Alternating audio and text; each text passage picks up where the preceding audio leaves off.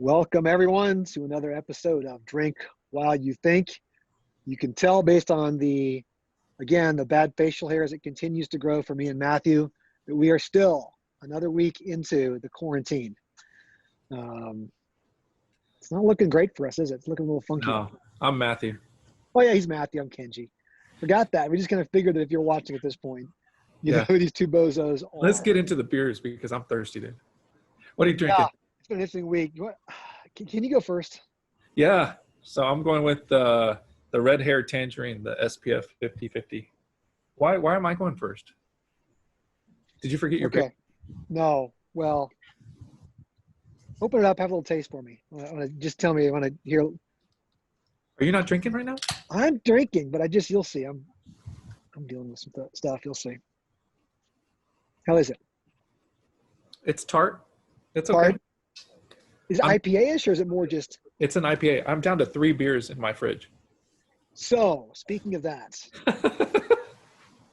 I have hit rock bottom. I thought I was out of beer. I thought I was either going to have to go get like one of my wife's Trulies. She's got those seltzers.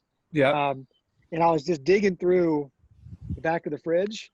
I made a Costco run today. My first time out in 3 weeks. However, I just got everything at Costco is warm, right? So I literally got home like an hour ago, and I just got it in the. So it's not cooled down. So I've been restocked, but. You have Keystone Light. If you have Keystone Light, I'm just gonna be like, this is the best day ever. What do you have? Do you have the generic Costco beer light? It's a natural light. Look at it. It's a natural light Naturdays. Naturdays. It says for those who like strawberry lemonade and drinking beer. Oh wow, this is gonna be bad, dude. I mean, it's got flamingos on it. This is not going to be good. This is again, I know where this came from. It came from a party and it got stuck in the back. It almost looks like it's just like a soda, right? Yep. I can smell it. It does not smell like beer. It smells like Kool-Aid. It smells like Kool-Aid. That's awesome. That's not good. That's not good. That's not even beer. Okay. It says it's a lager or something, but yeah, light lager with natural flavor. That tastes like, it doesn't even taste like a beer. It tastes like somebody's seltzer water that like a kid came up and poured like their leftover like Kool-Aid in. Yeah. I'll drink it, but I mean, I'm going to struggle through it. But okay. So yeah, just so you know, it's not a fake background. I like your been in your yard. I know that's your yard. Yeah. And my dog's behind me. I saw your dog a minute ago there too. Yeah. Not one of the fake zoom backgrounds. It's looking very lush back there, but I did get one from a former client of the Star Trek Enterprise deck that you can. Well, that was cool. I saw that. That's pretty cool. And I think the one that a lot of people have been using, I'll just go ahead and I'll put it up there real quick. I think I can do it. It's been kind of a popular one. I'm not the only one doing it, but. Oh, nice. That's a little creepy. Tiger King. That's pretty nice, huh? Yeah, that's nice. Okay, but this one's not a fake one. So, interesting week. Interesting week. All this. Well, actually, let's do something else first. We'll go good news, then we'll get into the PPP stuff. Good news. So, good news is I'm actually wearing. Check this out. See this? Home. Yep. This is cool. That's news story. And tonight, we're filming this on April the 17th. Really cool. One of our clients, we have a program called Acuity Cares. Why don't you tell everybody what Acuity Cares is? Yeah, we just we started adding like one not-for-profit every year that we could do the bookkeeping for free, completely free. And we have now 3 people in the program. It's our second year doing it, but we added one recently to help with find ventilators in Atlanta. But News Story was the first one we ever did. They're building homes, 3D printing homes. And is this about can we talk about the secret they talk about? Okay. The 3D printing homes in a neighborhood, they did a pilot in Mexico and they built a whole community 3D printing. They print about a house a day. And then Refuge Coffee is another awesome one. So yeah, this one real quick. I'll show you the other ones just because they're kind of cool to talk about. And it's been something really fun that I think our team has enjoyed, being able to help out some really good nonprofits. And we we've tried to be really selective with these ones we've worked with. It's not really what we do as a firm, a lot of nonprofit work. So we've tried to focus on ones doing some really innovative things. And I think I would encourage you, especially if you have Apple TV, check out Home. It premieres tonight on the documentary. I think it's like the 5th or 6th episode. You'll be able to see it, but it's actually going to get into and show the 3D printed community, the world's first 3D printed community down in Mexico. So you get a chance to see it. We've been involved with helping their team. Our Acuity team stepped up and funded a house. Really, really cool. They're doing this new program called The Neighborhood. So they're going to do some things back here in the US right now. This is related to COVID. So just, it's fun to help people out who are just doing killer things to help out those in need. So they've been really cool. So check out, again, on Apple TV. We'll put a link in the show notes, the news story documentary, but it'll blow your mind when you see homes being 3D printed. It's crazy. Matthew also mentioned Refuge Coffee.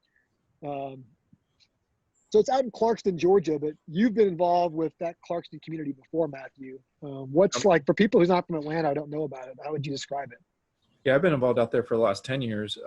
It's the most diverse city in the planet, probably. The high school up there had, I think at the one time, they said they graduated kids with 125 different dialects through one high school. That wasn't all in 1 year, but that's they kind of keep a running count because the refugee kind of change every year for like which places are having crazy crisis. Yeah, beautiful community up there. Very, very, it's the most amazing community, like from a diversity perspective, I've ever been associated with. Really cool. It's just right outside, if you know Atlanta, the perimeter, the big old circle. It's just right outside of it. So it's not far outside, but it's one of the largest and one of the original kind of refugee resettlement locations. And so just cool. Like the folks at Refuge realized that coffee kind of brings people together like a local coffee shop, but then they started using it, to just welcome refugees, like have them new there, like let's come to a community place and like meet other people, like at a coffee shop.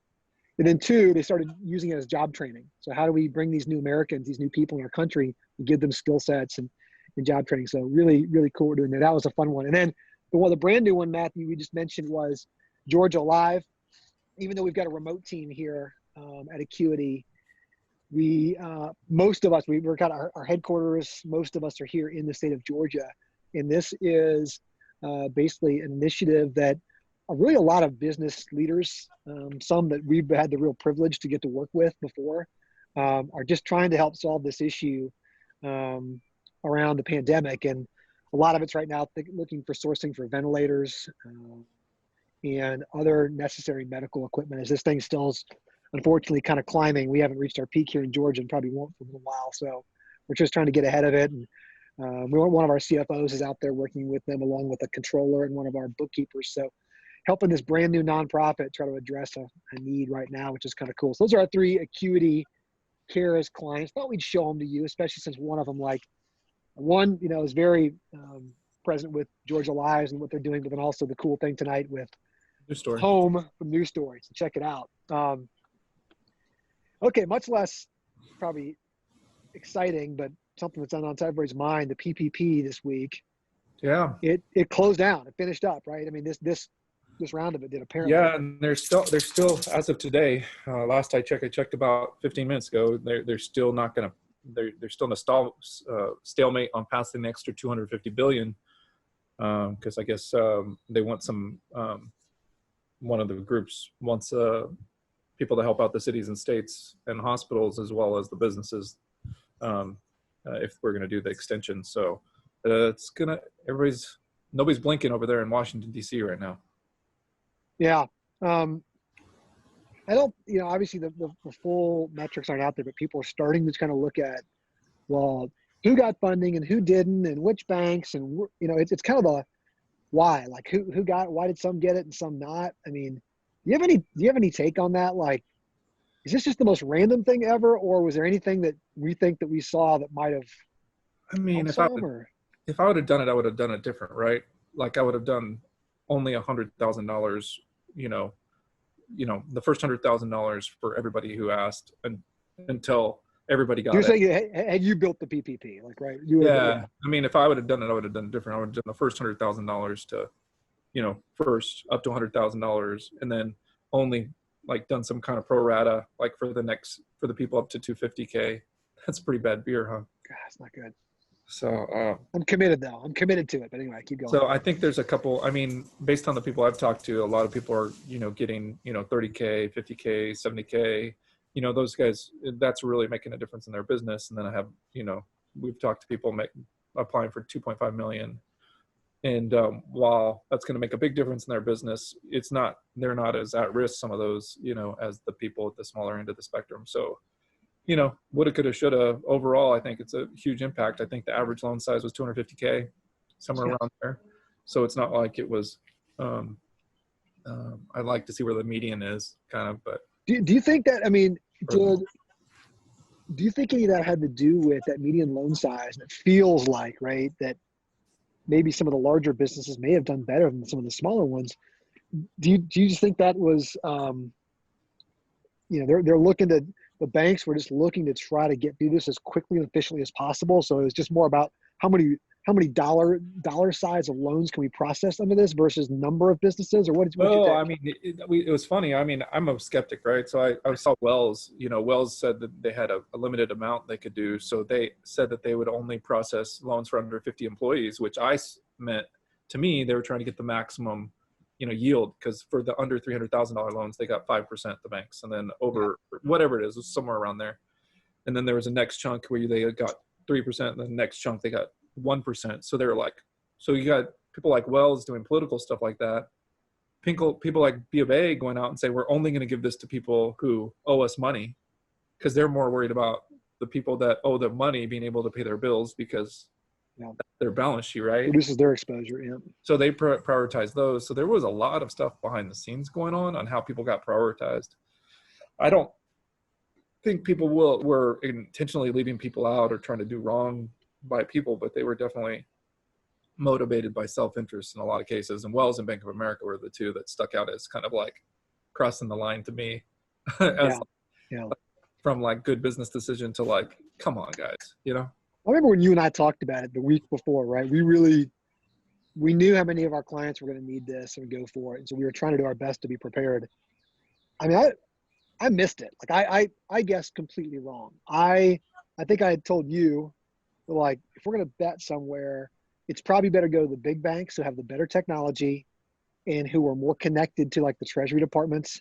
And they're just going to be, it just seemed to me that the big businesses were going to have a big advantage. And I think I was completely wrong. I think the smaller banks did much better.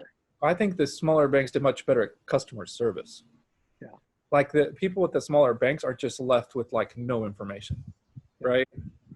And then you have but the Chases of the world, like Chase, JP Morgan Chase processed 10% of the loans. Did they really? So, I mean, that's the loans or loan value? Loan value, I think.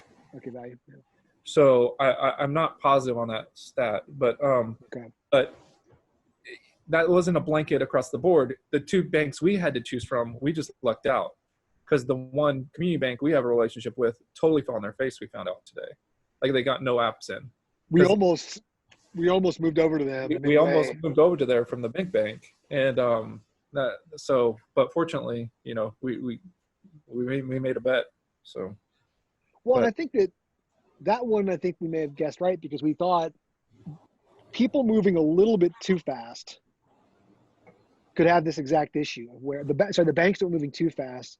We're going to go, okay, whoops, we missed some things. We took on the applications, and if they were going to have to go back and get more information, a whole bunch of people were going to jump them in line, I think was our concern. So it felt like we saw a little bit of all that, with a whole lack of any kind of communication or consistency. I just don't know that I've ever seen a financial process that's been like this confusing or this inconsistent ever. And I do have to remind myself of the speed to which they deployed this was quick, but I mean, there's just very little.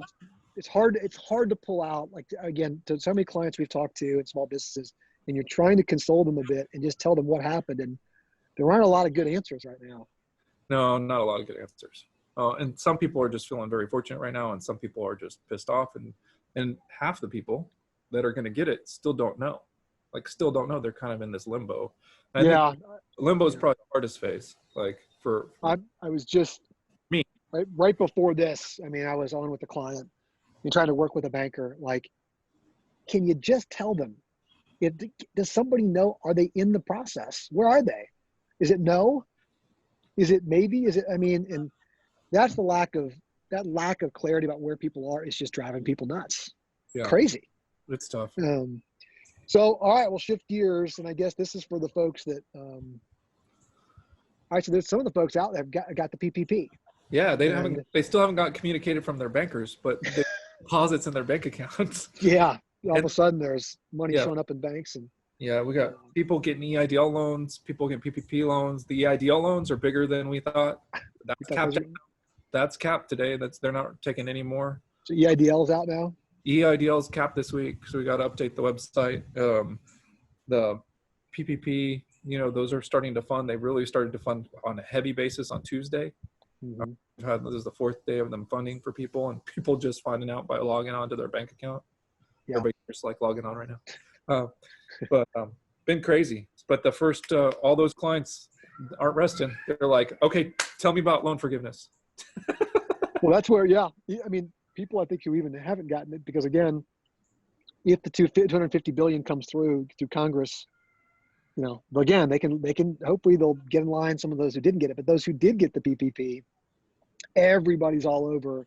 Great. How do I get this thing forgiven? Yep. And so that's kind of what I want to shift into here. I know you've spent actually a good amount of time already on this, and I'll show on the screen here a little bit, and we'll definitely provide a link out there to folks on this template that you've kind of helped build. But like, before we get into it, make people's heads spin by looking through a Google sheet and all, like what are the big things people need to know, or that we're kind of advising, like, and why a template? Like, what are we having them capture right now? Yeah, two things are going to be important, like from a decision perspective. Keep up, don't reduce payroll more than 25% for any employee. So over last quarter, really, because you have to pay the money back. Like there's a direct, pay the money back. Is that for any individual employee or for overall your entire employee? Any individual employee that salary dips more than 25%, if they're under 100K earner. Okay. And then the second thing you have to do is you have to maintain your head count, or you get a reduction based on the forgiveness calc. Now there's denominators that are in the spreadsheet, so you can use you can use the better, whatever's better for you for the two, one from last year or one from last quarter. But it's really interesting on the forgiveness calc. And then there's a whole thing for seasonal employees. But if you got seasonal employees, you've got to go get an abacus. It's gonna be a long day. So okay, let's talk about the employee headcount piece. Yeah. Do we know what number they're going to use to start with to compare the starting number of employees versus what you end up with after the 8-week period, right? Because again, this forgiveness is going to be calculated based on your payroll and your headcount, and also you can include some rent and utilities potentially over an 8-week period. And I guess it's the clock starts on the 8-week period when? The day you receive your money. Day you receive your money, so clock starts. So what's the number to use? I remember in the PPP application, you do list, I believe, the number of employees, correct? You do the average number of employees for a period, and different banks had different periods, and different banks use different averages. So the number that they use in the SBA, the interim, what they call the interim final rule, because there's no final rules, right? We're all just like I say in our blog, I say we're flying in a plane that we're building as we're going. So in the interim final rule, there's like 2 time periods. Oh no, and that's not in that. This is the CARES Act, actually. The forgiveness calc we got from the CARES Act. Yeah. So the CARES Act actually outlines 2 discrete time periods. And you look at the 2 time periods and you take the average number of employees for those time periods, and you take whatever's more beneficial to the borrower, it says, gets to decide. That means whatever's more beneficial. Yeah. You pick that, your denominator. Yeah. And then 8 period is what you do the average on the numerator. That's how I understand it. Even though the 8-week period might not be a pay period, this is going to be a crazy, like this is going to be so much more complicated and more diversity in practice than the payroll calculation. Yeah, so that's a little bit of the good news, bad news. Good news is if you're going through this calculation, you got the PPP, so congrats. The bad news is you're right. I think we're projecting this is going to be more complicated, more challenging, potential for more confusion than even the original PPP app had. So be aware of that. Yeah. I guess thinking through, I guess we believe that it's going to be the SBA, right? Who's the one who either approves or disapproves, disapproves of the forgiveness. Or do we think the banks are going to play a part in that of deciding? The banks are supposed to be the ones that are the decision makers, but they're supposed to be able to rely on the borrower representations. So I think the community banks are going to be a little more loose. I think the big banks are going to be a little more strict. The guideline itself even talks about being able to use payroll reports. There's talk in Congress to allow us to use these funds over 16 weeks instead of 8 weeks and amend the forgiveness calculation, which then, as long as you didn't cut 50% of your workforce, like you're probably getting, or as long as you kept everybody at least 75% of their salary, then you're getting 100% forgiven based on the calculation. So who knows? But right now we've got the calculator just so people can make basic decisions. Yeah. I'll pull it up and show it. I mean, again, I won't spend a ton of time on it just because it's going to end up, it's easier for you folks to jump in and mess with it versus just to look at it necessarily. But here's kind of the calculator with a little bit of information about it, some great ways you can contact us and help you if we need to. Yeah, you should skip to the forgiveness calculation. So getting into like how to use it and then the actual forgiveness calculation. Yeah, we made this DIY friendly. We're just giving this away. So if it's directly on our website now. We have a COVID resource center now. But like the blue cells are the stuff you're supposed to implement. So we're trying to, but like even like the loan forgiveness, like in the CARES Act, it says principal only can be forgiven. And in the SBA interim final rule, it says principal and interest can be forgiven. The bank's gonna have to interpret that. And then this was the time periods. This assumes like in our calculator, you can just put that date in there when you got your first proceeds, and it'll tell you what time period you have to track expenses, and when you have to calculate your average employee count. And then you have to put, these are the two periods, the February 15th of last year to June 30th of last year is the first average you can use, and then you can use the more favorable of that or January, February of this year. So whichever was more favorable, you get to use on average count, and you just put it in there, and we have a formula in there that helps figure it out for you and how much your percentage is of forgiveness. Got a handful of people in there right now looking at it. Look at that. We've already started sharing this, so it's been. We already started sharing it. Yeah, been a good amount of people in there. I've seen 15, 20 people. There's a couple more just jumped in right now. So yeah, we're making this just available for anybody just to help out. And then the big thing on the next thing, I won't go to the other tabs other than the summary PPP qualified costs. So here's the categories that they have. So just make sure that you're capturing payroll. Payroll related costs includes healthcare, retirement, state unemployment. So, but not, and there's a big exclusion for owners pieces of that. So you're gonna have to adjust it back for owners. There is a way to add back to owners compensation, but it's excluded from the 75% calculation. If I read it correctly, you have to use 75% of that on payroll and payroll related costs. Then if you have a building, you can use the mortgage interest. If you don't have a building, you pay rent and utilities, you can capture those. And we just put a place to capture that for everybody. But at the bottom of each tab, well, we have instructions on every tab, so hopefully it's easy to use. We've been working on it. If you have comments, send them to us. We'll make it easier for everybody. And then on each tab, we put the source site. My pet peeve is all these calculators, they don't tell you where they got the information. Yeah. Like if you have special circumstances on owner compensation, you can drill in and really read it, because some of these things we're just going to have to read the rule. Unfortunately, after all that, you're probably going to have to comply with whatever your bank said. But remember, it's a first world problem. You're one of the lucky ones, and don't complain. Yeah, exactly. Be happy with it. I know, again, even for some reason, if you get jammed up, I mean, it's a nice, very, very favorable loan. So it should provide you good benefit, but this forgiveness thing is going to be interesting for sure. Yeah, we'll see what they do. But reach out to us, and I mean, They might mess with that it. calc when they do the 250, right? If they do the 250, who knows, right? Who knows? Wild times, man. Wild and crazy times. I'm re-energized though, man. I got through EO Forum, got re-energized, got through, built a forgiveness calculator. Like, you know, that's what energized you, is the calculator. And I shouldn't say your form didn't, but like you getting in and like working on a problem, fixing it, solving, providing clarity. That's what you like to do. That's what we like to do at Acuity. But I know you've always had that like in taglines and things of where you interpret accounting for people. So I know you do like doing that, like taking all kinds of funky things and going, all right, here's what you need to know. And I do think that is kind of an interesting thing about a lot of us at Acuity and in the profession.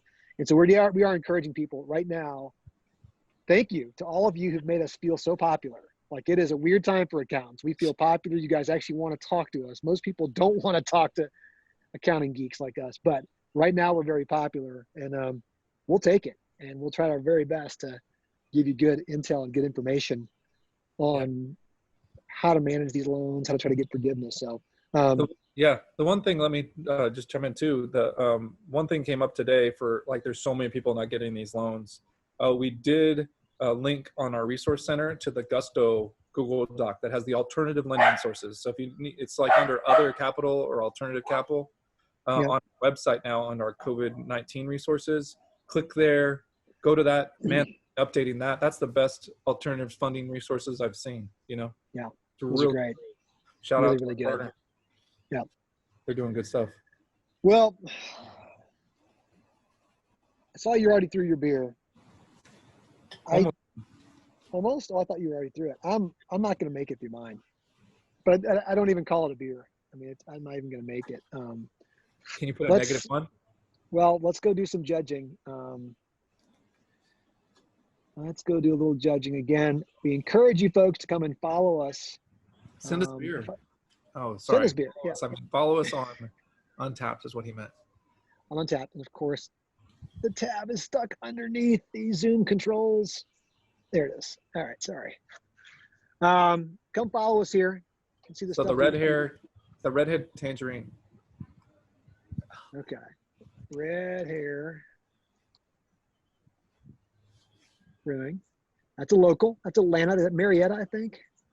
Yeah, Marietta. And it's I hate to trash this one, the Tangerine, but it is not there great. It is.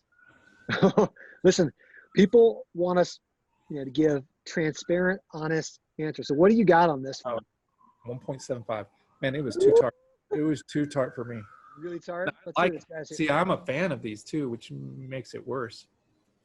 We're gonna get in trouble. I really want to like Red Hare. I'm not. Yeah, they're not one of my favorite. They got some of the coolest cans out there. So okay, not one of Matthew's favorites. It might just. But I tell you what, it's gonna make this look good. That's gonna make this look good. This right here, I mean, this is garbage. This is just we're just. That is awful. That is awful. That is so bad. You gotta rate it. Okay, so it's the Natural Light. You gotta rate it lower than the Coronas. Oh, there it is. Look at that. It's the first one that pops up. Natural Light Naturdays. Oh, look how. What is wrong with people? They call it. The average is a 3.23. People lie. People lie. If there is ever, can I put 0.25? No, don't you know? That's the lowest. It just says no rating. I gotta give 0.25 for sure. Yeah, there you go. That's awful. Nobody don't send us Natty Light, please. I mean, I'd rather take regular Natty Light. I've had some others. I'll have to bring on.